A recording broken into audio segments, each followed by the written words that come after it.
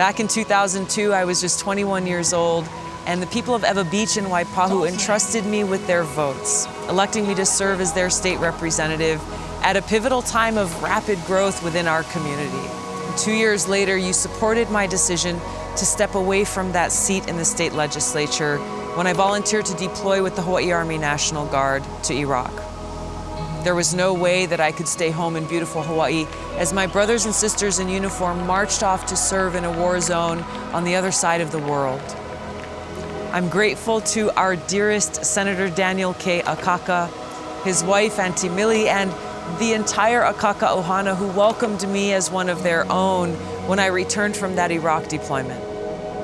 Serving as a legislative aide to Senator Akaka in Washington, where I was able to witness every single day his example of what it truly means to live and lead with aloha. This was an incredible honor and an experience that I continue to treasure to this day.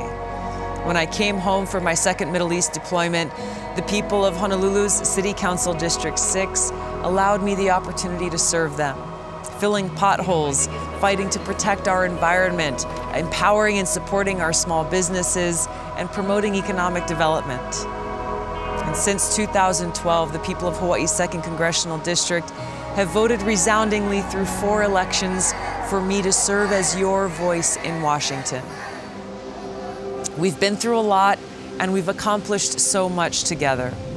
From Pele's eruptions in Puna to historic flooding on Kauai, and the missile alert last year that reawakened all of us to the fact that our lives could end at any moment and that we must do everything possible to prevent a nuclear holocaust. Now, going through all of this, the strength of our families and our communities coming together and caring for one another through thick and thin makes me so grateful.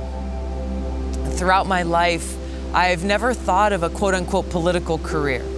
It's never crossed my mind. I've always done my best to serve wherever I felt I could make the most impact. This principle of service above self has been what has motivated the decisions that I've made throughout my life. And it's why I'm running for president. At this time, when our country is so divided and our world is moving ever closer to a nuclear holocaust, at this time when we may be sucked into another even more disastrous war in the Middle East, and tensions with other nuclear powers are escalating, and with that, a new arms race and a Cold War that can only end in nuclear catastrophe, I believe that I can best serve the people of Hawaii and our country as your president and commander-in-chief, bringing the experience that I have, both as a soldier serving for over 16 years in the Army National Guard, deploying twice to the Middle East, and serving in Congress for nearly 7 years on the Foreign Affairs, Armed Services, and Homeland Security committees. I am prepared to walk into the Oval Office on day one to do that job. Whereas president, I will immediately begin to work to end this new Cold War and nuclear arms race, end our interventionist foreign policy of carrying out wasteful regime change wars, and instead redirect our precious resources towards serving the needs of the people right here at home. As such, I will not be seeking re-election to Congress in 2020, and I humbly ask you for your support for my candidacy for President of the United States. Washington, our country, and the world is in dire need of aloha.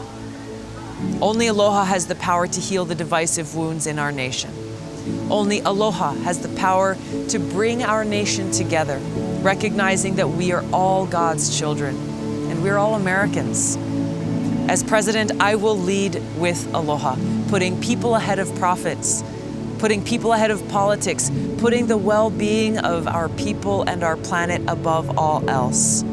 Auntie Pilahipaki said, "The world will turn to Hawaii as they search for world peace, because Hawaii has the key, and that key is aloha."